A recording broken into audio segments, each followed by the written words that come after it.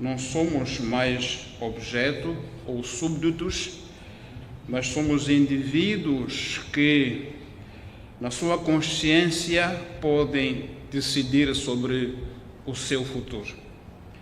E o momento mais alto de cidadania numa democracia é, evidentemente, o momento em que elegemos aqueles que, de forma consciente, queremos que nos representem e queremos que orientem o destino comum.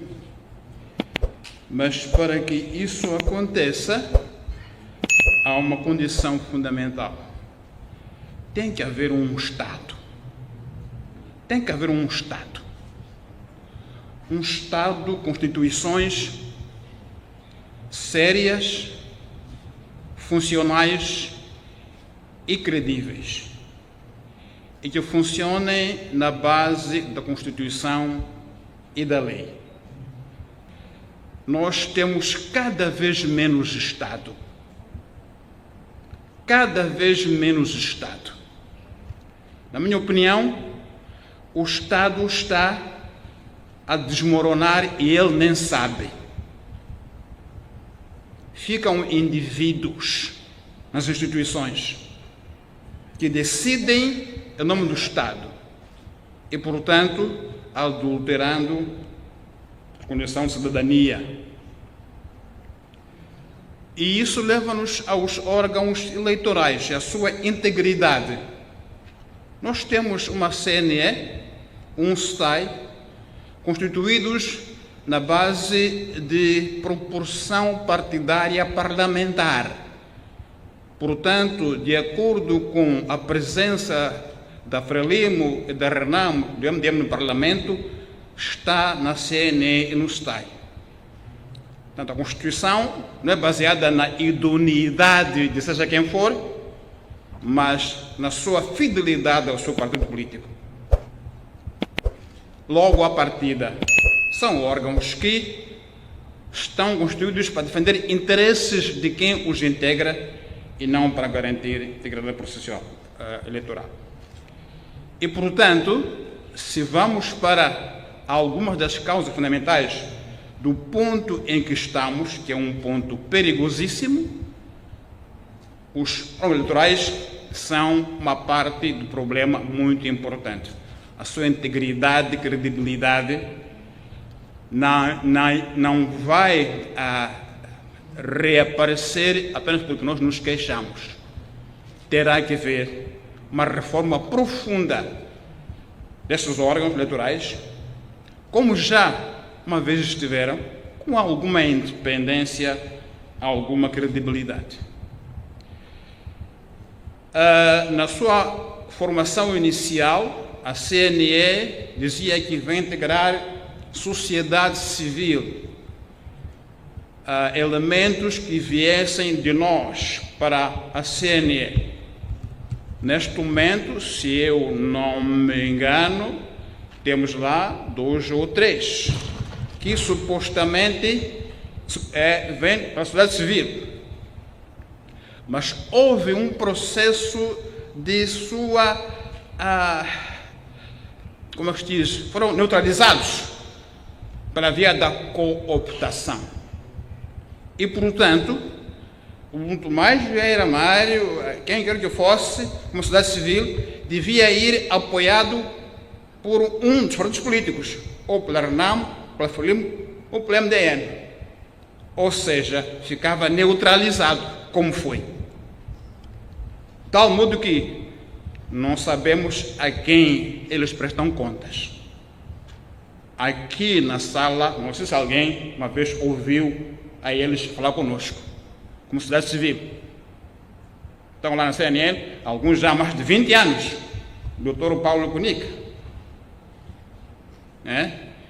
E, portanto, a cidadania foi, uma vez mais, lá neutralizada, na CNE. Finalmente, liberdade de expressão. É óbvio que em eleições, a liberdade de expressão tem um espaço bem maior do que normalmente. Tem um espaço de tolerância muito maior do que normalmente.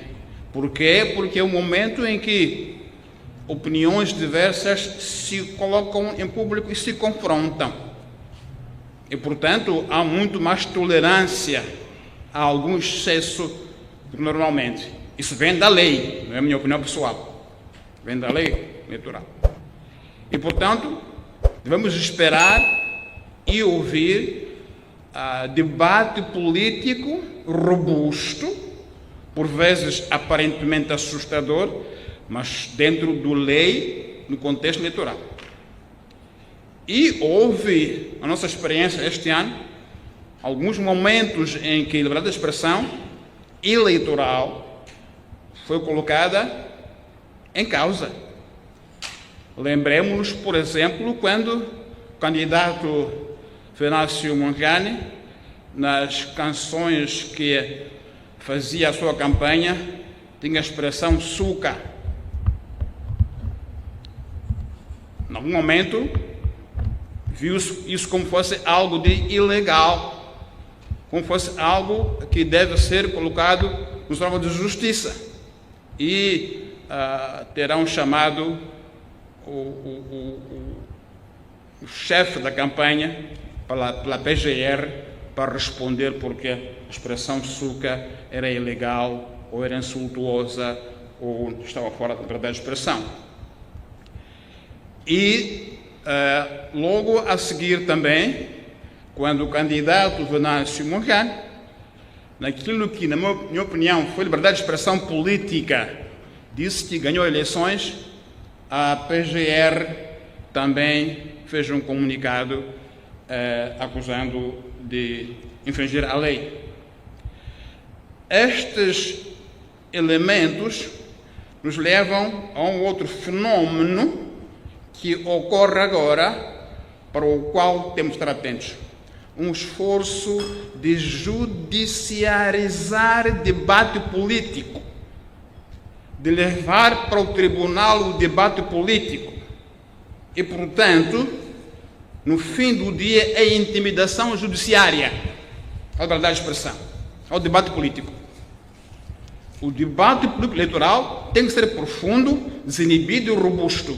Não pode ser matéria de tribunais. A PGR deve cuidar de se transformar num órgão político. E esse risco, penso que é muito evidente. Agora mesmo, o candidato Venâncio Mondlane, presidente da Podemos, tem processos bastante fortes. Na minha opinião, não tem pés para andar, porque é um debate político. O que pode acontecer é a Assembleia da República reunir-se e os amnistiar, e, portanto, é inútil e mostra um Estado que está a corroer-se. As funções estão-se a confundir.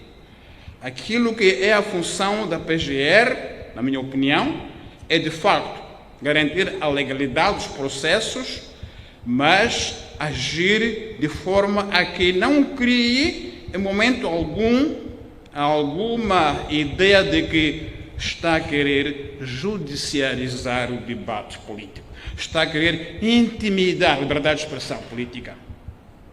E estes são, para mim, desafios muito importantes que apareceram nesta campanha. Mas também, na liberdade de expressão, houve nesta campanha um fenômeno novo, mas muito forte, que é os fake news. Tivemos este fenômeno como nunca antes o tivemos, com notícias bastante bem feitas em termos técnicos, mas falsas.